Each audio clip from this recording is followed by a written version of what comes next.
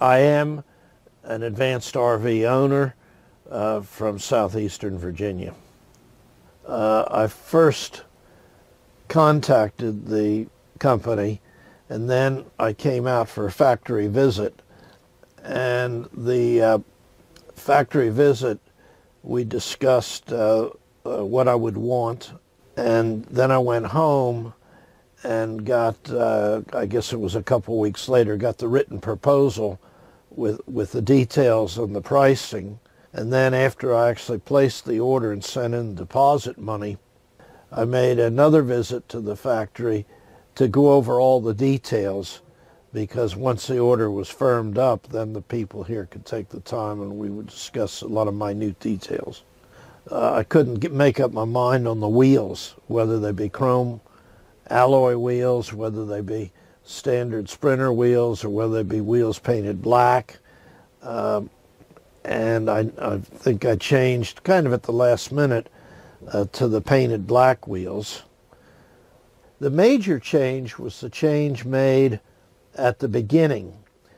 Normally, on my right hand here where there's a desk, normally there's a wardrobe, and I wanted a permanent place to use a computer and to eat rather than having a wardrobe. I felt I didn't need a wardrobe because I don't have a lot of hanging clothes.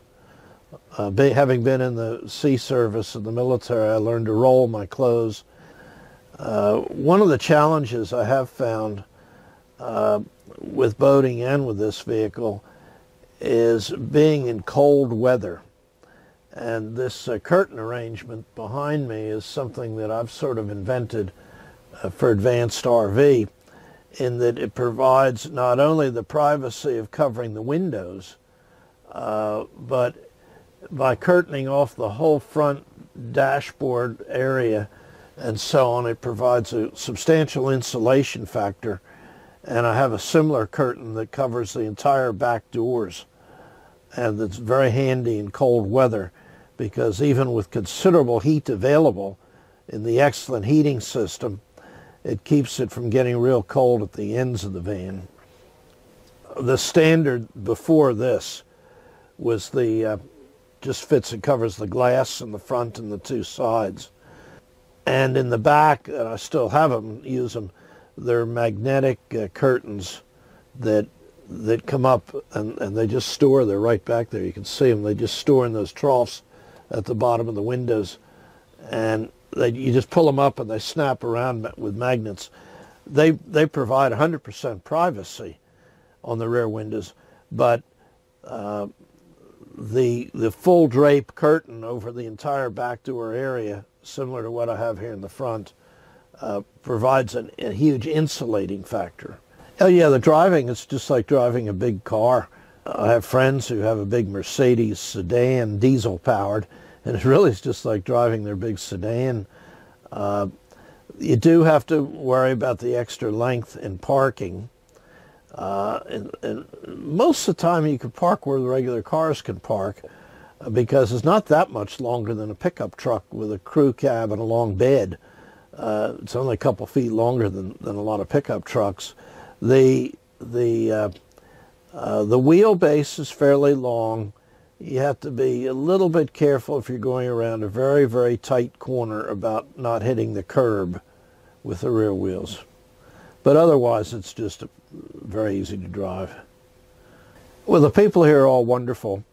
I've had absolutely no problems working with the people. They've bent over backwards to accommodate every little whim and idiosyncrasy that I have. And I think part of it, of course, is being one of the early customers.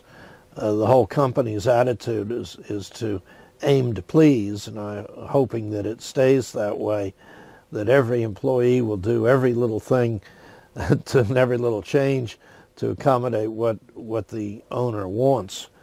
Mine was the first one built with twin beds, rather than having the sofa bed type thing in the back. And of course, twin beds are my recommendation, and I had some input on the design, and we worked some things out, and since then There have been other twin bed ones put in production, but the whole thing is an evolving process. I've been here at the factory for some time getting some upgrades. So between Monday and Thursday I've been here and getting some upgrades at my request, like these curtains, but also Advanced RV has voluntarily put on upgrades that I didn't even know existed based on their experience with other vans that have been out there. They've put on software changes in the computer system. They put on some kind of different valving arrangement on the toilet, even though I've had no problems or anything with the toilet, but something they've come up with. And a couple other changes that they've made that are now incorporated. I'm also have discovered at the trade show down in Tampa, the big Super Rally show, which, by the way, is the biggest or second biggest RV show in the country. I discovered a neat little vacuum cleaner that can be built in, a central vacuum cleaner. And so at the show, I showed those to Mike Neuendorfer from Advanced RV, who was at the show. And we've ordered one. It's due in tomorrow, and we're going to put it in my van after it gets checked out here. But I think Advanced RV is going to take a very serious look at making this small built-in vacuum cleaner a standard feature, because it'd be very nice in a van like this, particularly when you're camping. Sometimes you're tracking a lot of stuff in, to have a little built-in vacuum cleaner. And we've got a couple places to put it. Well, one of the most rewarding aspects, of course, is working with the people at Advanced RV. I have a lot of friends who have RVs that do camping, and to me, the traveling is one of the most rewarding aspects, and the camping helps keep the traveling affordable, because the idea of traveling and having to move in and out of a hotel or motel, you know, as you're on the road or staying at some expensive place for 2 weeks at a time or something is to me not of an interest. I'd rather be camping in a van, particularly since there's so many places that are very nice to camp, mostly in parks and so on, both in the United States and Canada.